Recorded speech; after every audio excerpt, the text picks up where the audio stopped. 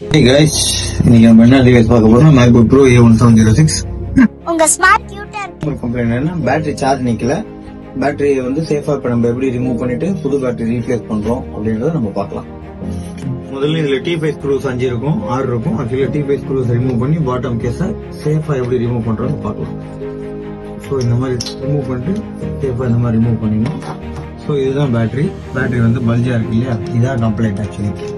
Strong clue போட்டு stick பண்ணிருப்பாங்க, double side tape போட்டு. சோ இது நம்ம எப்படி சேஃபா ரிமூவ் பண்றோம், டச் பேட் டேமேஜ் பண்றோம்ன்றத பார்ப்போம்.